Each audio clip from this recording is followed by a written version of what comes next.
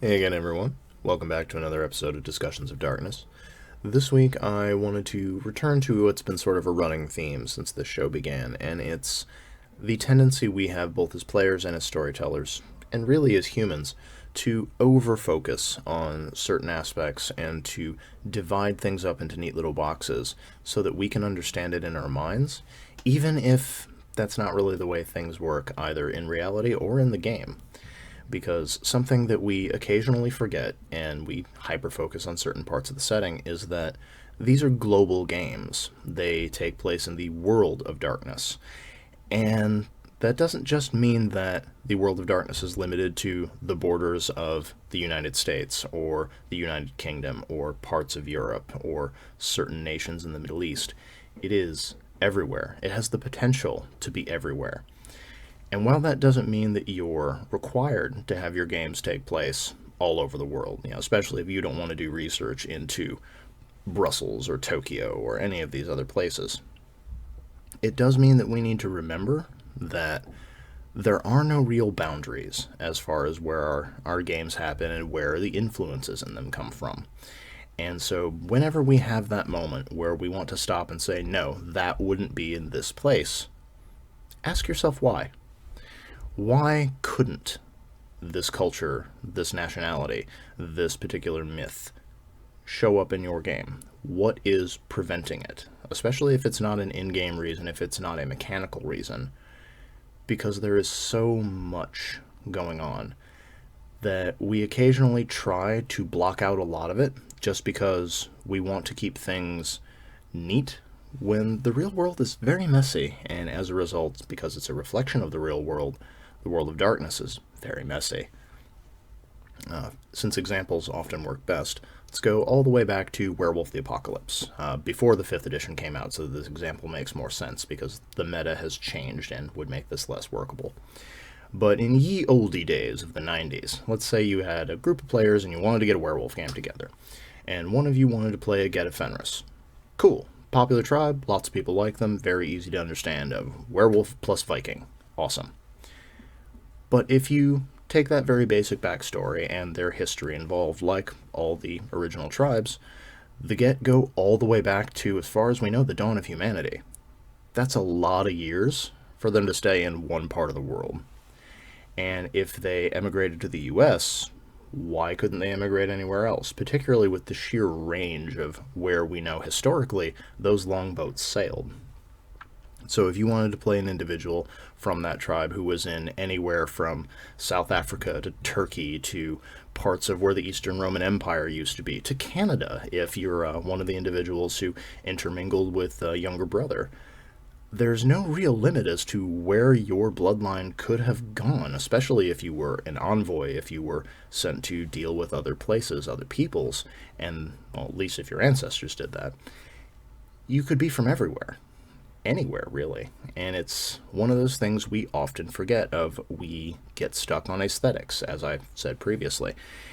And that can really limit our ideas and limit our focus, particularly if we think too much about narrowing our concept rather than broadening it and asking, is there anything that really stops this from happening? And we see this a lot with culture as well. You'll have individuals who will try to stop you from playing certain vampire clans from certain parts of the world because the argument is, well, X, Y, and Z wouldn't combine. And there's no real reason other than this feels weird to them and they don't want to allow it because it feels weird. Whether you want to be a Spanish Nosferatu or you want to be a Toreador from Egypt who has a unique cultural style to them, as long as players are doing their research or have experience as part of these cultures, part of these backgrounds, it's a really interesting way to just add some flavor to your game and try things out, make things, change up the status quo, make things different, make things new, put fresh blood into it, as it were. But to do that, we often have to take that first step of acknowledging that the real world is a complicated mess and lines on maps really don't matter. People will exchange languages, exchange cultures, exchange ideas, especially In the modern day, in the age of the internet, you can be anywhere with the click of a button. And if you want to physically go somewhere, you have a day on a plane, you could reach anywhere on the planet, less if you're part of the US military. And it's that idea of the smaller the world has become, the more ridiculous it feels to try and pretend that it's somehow segregated. You can go anywhere, be anywhere, do anything.